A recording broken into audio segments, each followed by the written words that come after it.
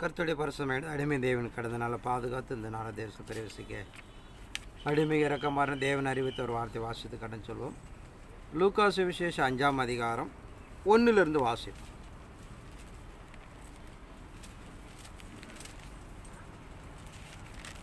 பின்பு அவர் கெனசரேத்து கடல் அருகே நின்றபோது திரளான ஜனங்கள் தேவ வசனத்தை கேட்கும்படி அவரிடத்தில் நெருங்கினார்கள். அப்பொழுது கடற்கரையிலே நின்ற 2 படகுகளை கண்டார். மீன் பிடிக்கிறவர்கள் அவைகளை விட்டிறங்கி வலைகளை அலசி கொண்டிருந்தார்கள். அப்பொழுது அந்த படகுகளில் ஒன்றில் ஏறினார். அது சீமோனுடையதாய் இருந்தது.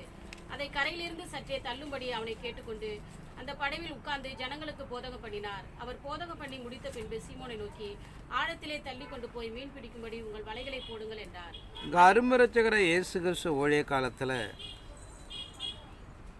கடந்து வருகிறார். அப்போது கடற்கரையில் நின்ற 2 படகுகளை கண்டார். மீன் பிடிக்கிற அவைகளை விட்டிறங்கி வலைகளை அலசி கொண்டிருந்தார்கள். அப்போ அந்த படகுகளில் ஒன்றை ஏறினார். அது சீமோனுடையதாக இருந்தது.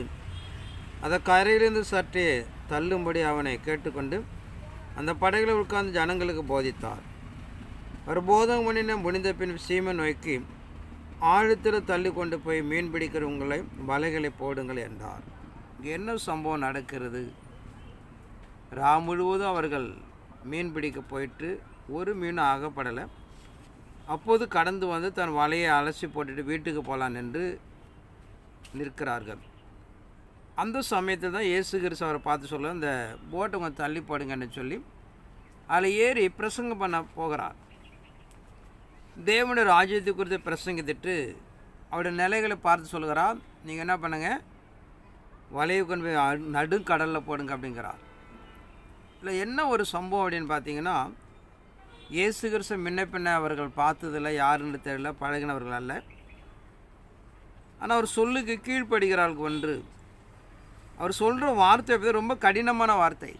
ராப்புலாம் அவங்க மீன் அமரில் தொடர்ந்து அவர் சொல்லுகிற அந்த பிரயாணம் பார்த்தா நடுக்கடலுக்கு போக சொல்கிறார்.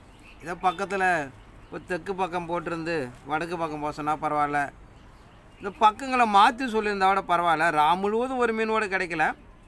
மீண்டும் சொல்ல அந்த வார்த்தை பார்த்தேன், அவருடைய உழைப்புடைய எங்கே தள்ளுறாரு பார்த்தேன், நடுக்கடலுக்கு போ அப்படிங்கிறார். அதனால் அவர் நடுக்கடலுக்கு போகிறார்கள்.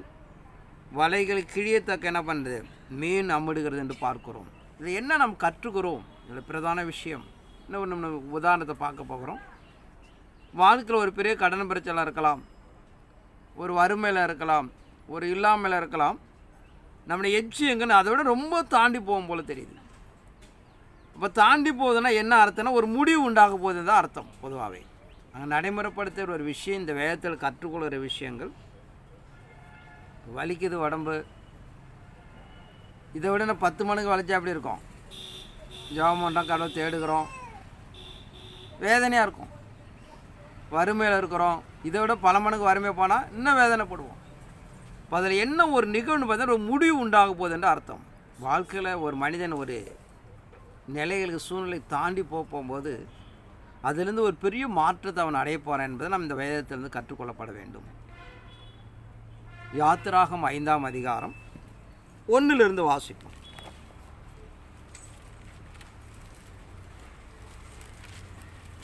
பின்பு மோசேயும் ஆரோனும் பார்வோனிடத்தில் போய், இஸ்ரவேலின் தேவனாகிய கர்த்தர் வனாந்தரத்திலே எனக்கு பண்டிகை கொண்டாடும்படி என் ஜனங்களை போகவிட வேண்டும் என்று சொல்லுகிறார் என்றார்கள். அதற்கு பார்வோன், நான் இஸ்ரவேலை போகவிட கர்த்தரின் வார்த்தையை கேட்கிறதுக்கு அவர் யார்? நான் கர்த்தரை அறியேன், நான் இஸ்ரவேலை போகவிடுவதில்லை என்றான். அப்பொழுது அவர்கள், எபிரேயனுடைய தேவன் எங்களை சந்தித்தார். நாங்கள் வனாந்திரத்தில் 3 நாள் பிரயாணம் போய் எங்கள் தேவனாகிய கர்த்தருக்கு பலியிடும்படி போகவிட வேண்டும். போகாதிருந்தால் அவர் கொள்ளை நோயும் பட்டயமும் எங்கள் மேல் வரப்பண்ணுவார் என்றார்கள். எகிப்தின் ராஜா அவர்களை நோக்கி, மோசேயும் ஆரோனுமாகிய நீங்கள் ஜனங்களை தங்கள் வேலைகளை விட்டு களையப்படுகிறது என்ன? உங்கள் சுமைகளை சுமக்க போங்கள் என்றார். பின்னும் பார்வோன், இதோ தேசத்தில் ஜனங்கள் மிகுதியாய் இருக்கிறார்கள், அவர்கள் சுமை சுமக்கிறதை விட்டு ஓய்ந்திருக்கும்படி செய்கிறீர்களே என்றான். அன்றையும் அந்நாளிலே பார்வோன் ஜனங்களின் ஆலோட்டிகளையும் அவர்கள் தலைவரை நோக்கி, செங்கல் வேலைக்கு நீங்கள் முன்போல இனி ஜனங்களுக்கு வைக்கோல் கொடுக்க வேண்டாம், அவர்கள் தாங்களே போய் தங்களுக்கு வைக்கோல் சேர்க்கட்டும். அவர்கள் முன் செய்து கொடுத்த கணக்கின்படி செங்கல் செய்யும்படி சொல்லுங்கள், அதில் நீங்கள் ஒன்றும் குறைக்க வேண்டாம். இங்கே பார்க்கிற ஒரு சம்பவத்தை, இஸ்ரவேல் ஜனங்களை எகிப்திலிருந்து மீட்டுக்கொள்ள மோசே போகிறார். பார்வோன்ட்ட போய் கேட்குறான், எங்கள் தேவனை தொழுது கொள்ளதை 3 நாள் வனாந்தரத்தை பிரயாணம் பண்ணி போய் எங்களை தேவனை நாங்கள் தொழுது கொள்ளப்பட வேண்டும் என்று கேட்கிறான். அப்போ இது எனக்கு கடவுள் தெரிய ஒன்று போயான்னு சொல்லிட்டு விரட்டி விடுறான். இந்த அவர் சொல்ல, நீ அப்படி விரட்டி விட்டுனா கடவுள் என்ன பண்ணுவார், இந்த தேசத்தில் கொள்ள நோய் வருவார், கஷ்டங்களை கொடுப்பார், பல வியாதிகளை தருவார் என்று சொல்லுகிறார்கள். அதை பற்றி அவன் கவலைப்படலை. மோசேயுடைய வார்த்தையை கேட்டு என்ன பண்ணுறாங்க, அவர்கள் தொழில் செய்வதற்கு மறுக்கிறார்கள், போகாமல் தங்கியிருக்கிறார்கள். இது பார்வோன் அரண்மனைக்கு போகிறது. பார்வோன் பயங்கர கோவப்படுதான். அவர் செங்கல் இருப்பதுக்கு என்ன பண்ண, வைக்கலாம் கொடுப்பேன், என்ன பண்ணாதீங்க, வைக்கலோடு கொடுக்காதீங்க. அவங்களாம் போய் என்ன பண்ணிட்டோம், வைக்கலை அறுத்து கொள்ளட்டும். அப்படி போயிட்டு அறுத்து கொண்டு வரதுனால லேட்டாகுது, எல்லாம் கல் கம்மியாக இருக்குனாலும் என்ன பண்ணக்கூடாது, ஒத்துக்காத. வழக்கம் போல் அவர் எவ்வளோ கல்லுகளை அறுப்பார்களோ அதே கல்லுகளை அறுத்து தீரப்பட வேண்டும். ஆனால் அவளுக்கு என்ன கூட வைக்கல் கொடுக்காத என்று அவர்களை கடினப்படுத்து என்று அவன் சொல்லுகிறான். ஆனால் போகிற நிகழ்வு என்ன நிகழ்வுன்னு பார்த்தீங்கன்னா, மோசே என்ன பண்ணிடுவார், போய் பார்வோன் அரண்மனையில் மீட்டு கொண்டு போயிடுவார். மோசே இப்போ வார்த்தை கேட்போம். மோசே கடவுள் என்னை அனுப்புனார் வரை சொல்கிறான், 2 அற்புதத்தை வரை காமிக்கிறாரு. கண்டிப்பாக நமக்கு என்ன கிடச்சிரும், இன்னையோட அடிமைத்தனத்திலேருந்து நமக்கு விடுதலை கிடச்சிரும் என்று சந்தோஷமாக இருக்கிறாங்க அந்த ஜனம். மோசே வார்த்தை நேராக கடவுள் வந்து சொல்லுறாங்களோ நினச்சிக்கிறாங்க. ஆனால் என்ன நடக்குன்னு பார்த்தீங்கன்னா, முன் வேலையை விட அவனுக்கு அதிகப்படுத்தப்படுகிறது. முன்பை விட பல மடங்கு என்ன பண்ணுறாங்க, துன்புறுத்தப்படுகிறார்கள். அவளுக்கு ஆகாரம் கொடுக்காதன்னு சொல்கிறான், அவள் வைக்கல் கொடுக்காதன்னு சொல்கிறான். ஆனால் அவருக்கு என்ன பண்ண, ஏற்கனவே கல் அறுத்தது போல் அறுத்தாக வேண்டும் என்று சொல்லப்படுதா பார்க்குறோம். அதனால் வாழ்க்கையில் நான் ஓடுகிற ஆவிக்கிற வாழ்க்கையில் நமக்கு இருக்கிற இன்னும் பிரச்சனை அதிகமாகிறதுனா என்ன அர்த்தம், ஒரு முடிவு உண்டாக போகுது. வேதத்தை நாம் கற்றுக்கொள்ள பெரிய நிலை தான். வாழ்க்கையில் நாம் கடந்து போகிற விஷயத்தில் எவ்வளோலாம் நம்முடைய மிஞ்சி போய்கொண்டு இருக்கிறதோ அது கடவுள் என்ன பண்ண போகிறாரு, ஒரு முடிவை நடைமுறைப்படுத்த போகிறார். ஒரு முடிவு உண்டாக போகுது. வாழ்க்கையில் என்ன பிரச்சனைலாம் இருக்கலாம், கடன் பிரச்சனையாக இருக்கலாம், வறுமையாக இருக்கலாம், வியாதியாக இருக்கலாம். எந்த ஒரு சம்பவம் ஒரு எச்சு கடந்து போவதோ ஒரு முடிவை நாம் சந்திக்க போகிறோம். கடவுள் ஒரு பெரிய நிரந்தரமான ஒரு சமாதானத்தை கொடுக்க போகிறார் என்பதை நாம் அறிந்து கொள்ளப்பட வேண்டும். லூக்கா 17ஆம் அதிகாரம் 12லேருந்து வாசிப்போம்.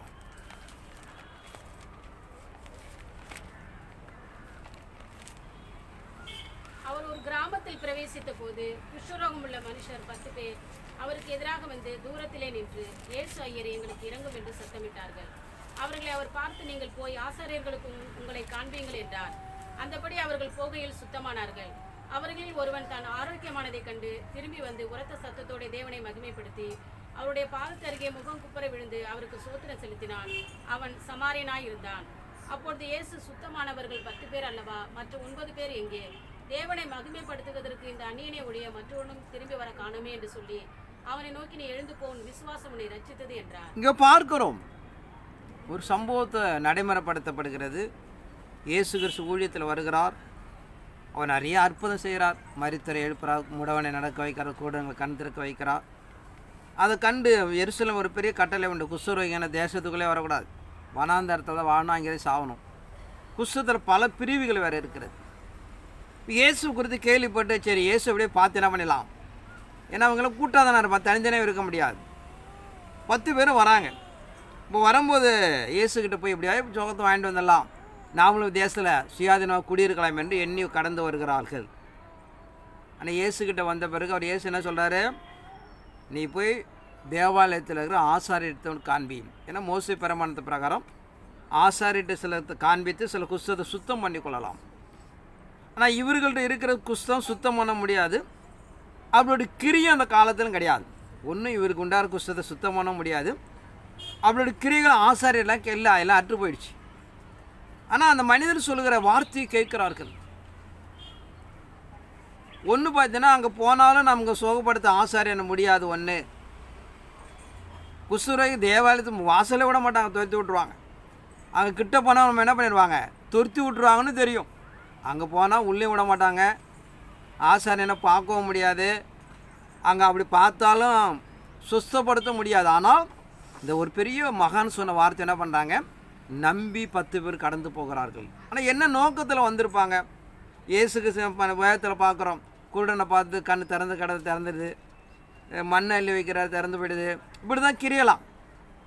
அப்படி தான் நினச்சிடுவோம், ஏதோ சாறு கீறு போட்டு ஒன்று தொடச்சி ஒரு ஆள் கையை வச்சா என்ன பண்ணோம், நம்ம குஷ்டம் நீக்கப்படும் ஒரு பெரிய எதிர்பார்ப்போடு வராங்க. ஆனால் அவருடைய எதிர்பார்ப்பு என்ன மாறான நிகழ்வுன்னு பார்த்தீங்கன்னா, நீங்கள் தேவாலயத்தில் போய் உங்களை ஆசாரியிட்ட காண்பி. ஏற்கனவே இருக்கிற பிரச்சனை அடுத்த ஒரு பெரிய பிரச்சனையை கிளப்பி விட்டு போயிட்டார். ஆனால் நம்புகிறார்கள். நேராக என்ன பண்ணுறாங்க, சரி அவர் சொல்லிட்டார் இல்லையா, போவோம், தேவாலயத்துக்கு போகிறார்கள். அப்படி போகும்போது பார்த்தா போகிற வழியிலே போய் ஒரு நீண்ட தூரம் தானே போயிட்டு போகும்போது பார்த்தா தன் உடம்பை பார்த்தா குஷ்டம் நீங்க போயிடுச்சு. இப்போ இறை சன்னிதானத்துக்குள்ளாக பார்த்தீங்கன்னா அவர் எதிர்பார்ப்புக்கு மாறா அப்படி போகிறது வாழ்க்கை. இஸ்ரவேல் ஜனங்கள் மோசே வந்துட்டார், கடவுளை போல் வந்து நம்மளை காப்பாற்றன்னு போகிறாரு. அப்போ தான் அதிகமாக கல் இறக்க சொல்கிறான். இப்படிப்பட்ட நிகழ்வு என்பது வாழ்க்கையில் எவ்வளவு மாறா காணப்படுகிறதோ ஒரு முடிவை நாம் சந்திக்க போகிறோம். அதான் இறை சன்னிதானம் நாம் கற்றுக்கொள்ள ஒரு பெரிய நிலை.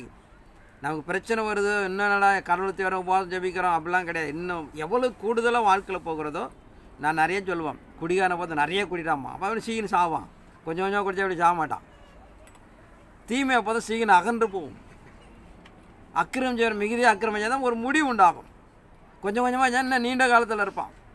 ஏன்னா வேதம் நமக்கு அப்படி தான் சொல்லுது, அநியாயம் செய்கிற அநியாயம் செய்யட்டும், அசுத்தமாக பரிசுத்தம் இன்னும் பரிசுத்தமாகட்டும் சொல்கிறான். நம்முடைய எதிர்பார்ப்பு இன்னும் பரிசுத்தமாகணும். நம்ம எதிர்பார்ப்பு இறைமா இருக்கிற தன்மை என்பது நீங்கள் பரிசு இன்னும் போயிட்டே இருக்கணும். ஸ்பீடாக எவ்வளோ ஸ்பீடாக பரிசுத்தம் வளரணும். அப்போ தான் ஒரு முடிவு உண்டாகும். இல்லைன்னா ஒரு முடிவு உண்டாகாது. ஆனால் இறைமாருக்கு நம்ம நடைமுறைப்படுத்துகிற பிரகாரம் வேதத்துடைய மகத்துவம் நமக்கு கொடுக்கப்பட்ட விஷயம் பார்த்தீங்கன்னா, நம்மளோட வாழ்க்கைக்கான ஒரு ஒவ்வொருத்தரும் கஷ்டமாக தான் இருக்குது, பிரச்சனையாக தான் இருக்குது. எப்போ தீர்வுன்னு தான் நம்ம எதிர்பார்க்குறோம். எந்த அளவுக்கு நாட்கள் வளர்கிறதோ அது நிரந்தரமான ஒரு முடிவு உண்டாது என்பதை நம்ம அறிந்து கொள்ளப்பட வேண்டும். யோவான் சுவிசேஷம் 11ஆம் அதிகாரம் 1 வாசிப்போம். மரியாளும் அவள் சகோதரியாகிய மார்த்தாளும் இருந்த பெத்தனியா கிராமத்தில் உள்ளவனாகிய லாசரு என்னும் ஒருவன் வியாதிப்பட்டிருந்தான். கர்த்தருக்கு பரிமள தைலம் பூசி தன் தலைமையினால் அவருடைய பாதங்களை துடைத்தவள் அந்த மரியாளே. அவருடைய சகோதரனாகிய லாசரு வியாதியா இருந்தான். அப்பொழுது அவனுடைய சகோதரிகள், ஆண்டவரே, நீ சிநேகிக்கிறவன் வியாதியா இருக்கிறான் என்று சொல்ல அவரிடத்தில் ஆள் அனுப்பினார்கள். இயேசு அதை கேட்டபொழுது, இந்த வியாதி மரணத்துக்கு ஏதுவாயிராமல் தேவனுடைய மகிமை விளங்குவதற்கு ஏதுவாய் இருக்கிறது, தேவனுடைய குமாரனும் அதனால் மகிமைப்படுவார் என்றார். இயேசு மார்த்தாளிடத்திலும் அவருடைய சகோதரியிடத்திலும் லாசரிடத்திலும் அன்பாயிருந்தார். அவன் வியாதியா இருக்கிறதற்காக அவன் கேள்விப்பட்ட பொழுது தாம் இருந்த இடத்திலே பின்னும் 2 நாள் தங்கினார். அதன் பின்பு அவர் தம்முடைய சீஷரை நோக்கி, நாம் மறுபடியும் யூதாவுக்கு போவோம் வாருங்கள் என்றார். இங்கே பார்க்கிறோம் ஒரு பெரிய சம்பவம். இயேசுக்கு அதிகமாக நேசித்த ஒரு மனிதர் லாசர். அவன் 2 சகோதரிகள் சொல்கிறார்கள், தன்னுடைய சகோதரன் சாக போகிறான். இயேசு இருந்தால் என்ன பண்ணலாம், எப்படியோ காப்பாற்றி விடலாம்னு சொல்லிட்டு ஒரு 2 பேரை அழைத்து, இயேசு எங்கே இருக்கார் போய் சொல்லு. அவர் அதிகமாக நேசித்த ஒரு சகோதரன். எப்படி ஒரு சகோதரன் என்ன பண்ணுவார், காப்பாற்றிடுவார். ஏன்னா நிறைய அற்புதம் செய்கிறாரு, பார்க்குறாங்க, கேள்விப்படுறாங்க. இயேசு கண்டிப்பாக வந்து என்ன பண்ணலாம், என் தம்பியை காப்பாற்றிடுவார் என்று ரொம்ப ஆவலோட உற்சாகத்தோட 2 பேரை அனுப்புகிறார். வந்து சொல்லுகிறார், நீ அதிகமாக நேசித்த சகோதரிகளும் அவனுடைய சகோதரனாகிய லாசரு மரணத்துக்கு எதுவாக இருக்கிறான். மூச்சு அப்படியே தொண்டைக்குள்ள இருந்துகிட்டு இருக்கு. இன்றைக்கி போமா, நாளைக்கு போமா, நாளைக்கு போமா தெரியும், நீ உடனே வந்து என்ன பண்ணிடலாம், நீ காப்பாற்றி விடலாம் என்று அவர்கள் சொல்லுகிறார்கள். ஆனால் அவர் என்ன செய்கிறாரு, போகாமல் 2 நாள் ஊழியத்தை அங்கே பார்க்குறார். பார்த்த பிறகு சொல்கிறார், வாங்க போன்னு சொல்லி கூப்பிட்டு வர்றார். அதுவரை செத்து என்ன பண்ணியாச்சு, அடக்கம் பண்ணியாச்சு. இந்த 2 சகோதரி இயேசுக்கு இதை பார்த்து எப்படி இருந்திருக்கும், என்ன கோபம் வந்திருக்கும். இவர் முன்னாடியே வந்திருந்தா என் தம்பியை காப்பாற்றிடலாம், இழவு கொண்டாடு வராரா அப்படின்னு சொல்லிட்டு பயங்கரம். ஏன்னா ஒரு டென்ஷன் இருக்கும். ஏன்னா ரொம்ப நேசித்த ஒரு குடும்பம். லாசர் நிறையா இயேசுக்கு பணி செய்கிறான். முன்னாடியே வந்தால் ஒரு 2 நாள் முன்னாடி வந்தால் காப்பாற்றிருக்கலாம். எப்போ சாவு நினச்சிட்டு வந்தார் அப்படின்னு என்னென்னோ எண்ணங்கள் ஓடி இருக்கும். பல எண்ணங்கள் அவங்க என்னெல்லாம் செஞ்சு அதுபோலாம் ஓடி இருக்கும். ஆனால் அவள் கடந்து வந்து ஆறுதல் படுத்துகிறார். இப்படியே பேசிகிட்டு இருக்கிறாரு. மறித்து அடக்கம் பண்ணியாச்சு, 3-4 நாள் ஆச்சு அப்படின்னு சொல்லுகிறார். அவர் கேட்குறா, மறித்து அந்த எங்கே அடக்கம் பண்ணிங்க அப்படின்னு கேட்குறாரு. ஏன் போய் குழியில் போட்டு மூடுன்னு போய் நோண்டியை பார்க்க முடியும், அங்கே போய் என்ன பண்ணுவோம், அதை தானே பார்க்க முடியும், பார்க்குறேன்னா நோண்டி தான் பார்க்க முடியும். உடனே புறப்பட்டு போகிறார்கள். வாசிப்போம் 22 வாசிங்க.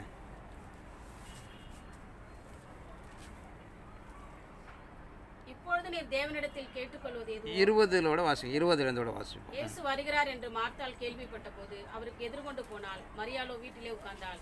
மார்த்தாள் இயேசுவினிடத்தில் வந்து, ஆண்டவரே, நீர் இங்கே இருந்தீரானால் என் சகோதரன் மரிக்க மாட்டான்.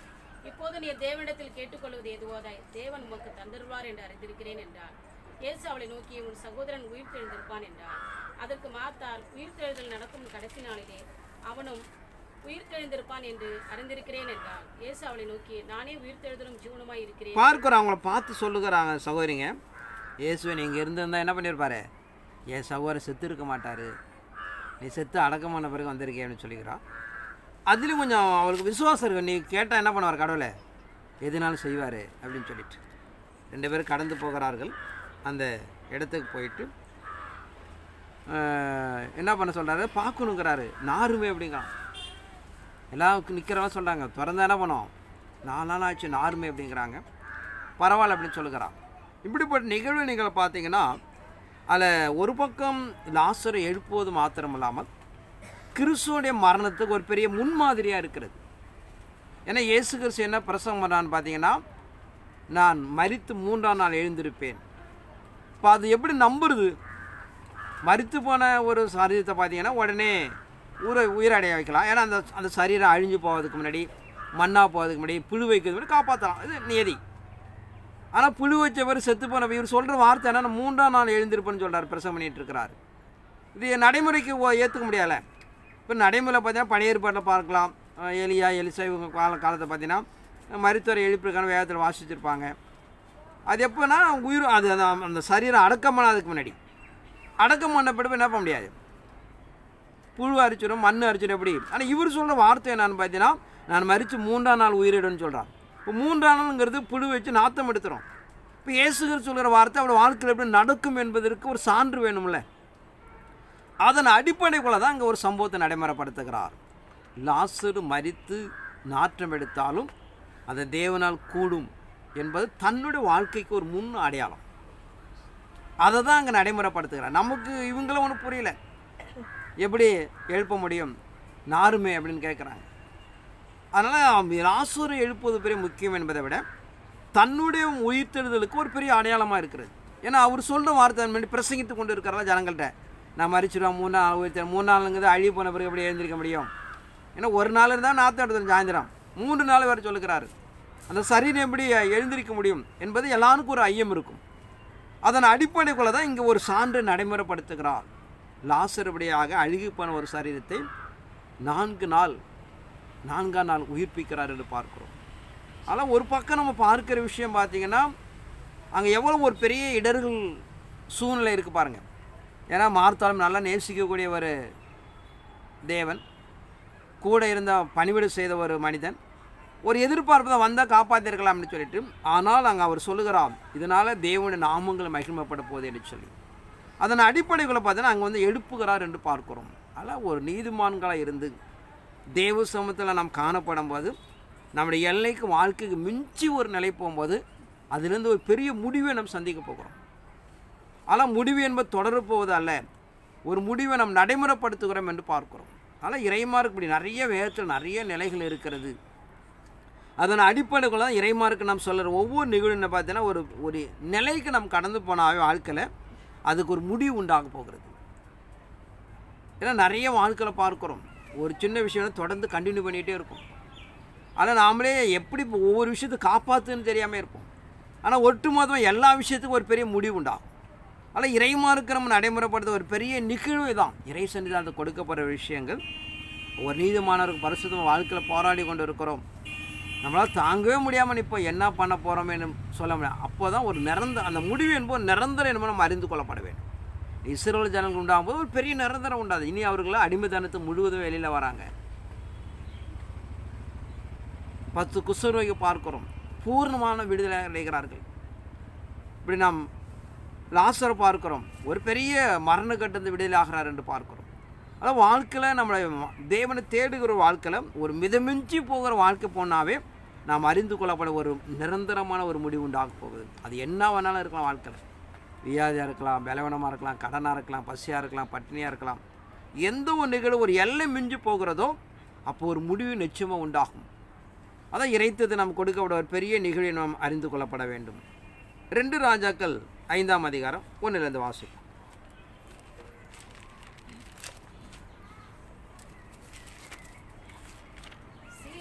ராஜாவின் படைத்தலைவனாகிய நாகமான் என்பவன் தன் ஆண்டவனிடத்தில் ஒரு பெரிய மனுஷனும் எண்ணிக்கையுள்ளவனுமாயிருந்தான். அவனை கொண்டு கர்த்தர் சீரியாவுக்கு ரட்சிப்பை கட்டளையிட்டார். மகா பராக்கிரமசாலியாக அவனோ குஷ்டரோகியாயிருந்தான். சீரியாவிலிருந்து தண்டுகள் புறப்பட்டு இஸ்ரவேலின் தேசத்திலிருந்து ஒரு சிறு பெண்ணை சிறைப்பிடித்துக் கொண்டு வந்திருப்பார்கள். அவள் நாகமானின் மனைவிக்கு பணிவிடை செய்து கொண்டிருந்தாள். அவள் தன் நாச்சாரை பார்த்து, என் ஆண்டவன் சமாரியாவில் இருக்கிற தீர்க்கதரிசினிடத்தில் போவாரானால் நலமாயிருக்கும், அவர் இவருடைய குஷ்டரோகத்தை நீக்கிவிடுவார் என்றார். அப்பொழுது அவன் போய், இஸ்ரவேல் தேசத்து பெண் இன்ன பிரகாரமாய் சொல்லுகிறாள் என்று தன் ஆண்டவனிடத்தில் அறிவித்தான். அப்பொழுது சிரியாவின் ராஜா, நல்லது போகலாம், இஸ்ரவேலின் ராஜாவுக்கு நிருபம் தருகிறேன் என்றார். அப்படியே அவன் தன் கையிலே 10 தாலந்து வெள்ளியும் 6000 சேக்கல் நிறை பொன்னும் 10 மாற்று வஸ்திரங்களையும் எடுத்துக்கொண்டு போய் இஸ்ரவேலின் ராஜாவினிடத்தில் அந்த நிருபத்தை கொடுத்தான். அதிலே, இந்த நிருபத்தை உம்மிடத்தில் என் ஊழியக்காரனாகிய நாகமான் கொண்டு வருவான், நீர் அவன் குஷ்டரோகத்தை நீக்கிவிட அவனை உம்மிடத்தில் அனுப்பியிருக்கிறேன் என்று எழுதியிருந்தது. இங்கே ஒரு சம்பவத்தை பார்க்கிறோம். சீரிய ராஜாவின் படைத்தலைவனாகிய நாகமான் அடிமை பிடித்து வந்த ஒரு பெண் சொல்லுகிறான், நீ இஸ்ரேல் தேசத்துக்கு போனால் உனக்கு குஷ்டத்தை சுத்தம் செய்து கொள்ளலாம். ஏன்னா ஒரு ராஜாவுக்கு ஒரு பெரிய பொறுப்பில் இருக்கிறான். ஆனால் அவருக்கு அற்பமாக என்ன பண்ண ஒரு குஷ்டம் இருக்கிறது. சரி, உடனே சீரிய ராஜாவோட போய் நிருபத்தை வாங்கி எழுதிட்டு கடந்து போகிறான். என்ன நோக்கத்தோட போவாங்க? ஏதோ ஒரு பெரிய நமக்கு தெரிஞ்ச அனுபவம் தான் எப்பயுமே பேசுவோம்.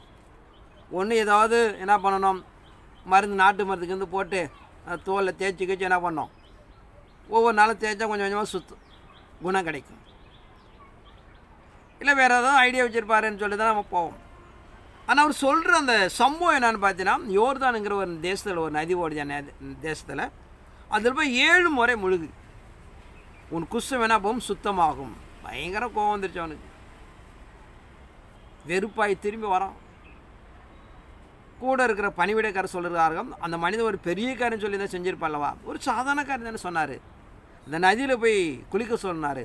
அவன் இதை விட எவ்வளோ பேர் நதியில் என் ஊரில் ஓடுது, ஒரு நாற்று முடிச்ச நதியில் போய் குளிக்க சொல்லலான்னு சொல்லிட்டு கோவப்பட்டு, ஏன்னா அவனுக்கு எல்லாம் தெரியும், ஒரு பெரிய பொறுப்பில் இருக்கான் இல்லையா, கடந்து வருகிறான். அப்போ யோசிக்கிறான், சரி ஒரு சின்ன காரியம் தானே அவனு சொன்னான்னு சொல்லிட்டு போயிட்டு அந்த நதியில் போய் என்ன பண்ணுறான்னா அவன் குளிக்கிறான் என்று பார்க்கிறோம். 7 முறை மூழ்கி எழுந்திருக்கும் போது அவன் குஷ்டம் சுத்தமாகிறது. என்ன பார்த்தீங்கன்னா ஒரு இறைமார்க்க தன்மை பார்த்தீங்கன்னா, நம்ம நம்ப முடியாத நிலைக்கு தள்ளப்படுவோம். நாம் எதிர்பார்க்க கோணத்தில் நடக்காது. அதான் முக்கியம். இறைமார்க்கு என்பது நாம் எதிர்பார்க்கிற கோணத்தில் நடக்காது.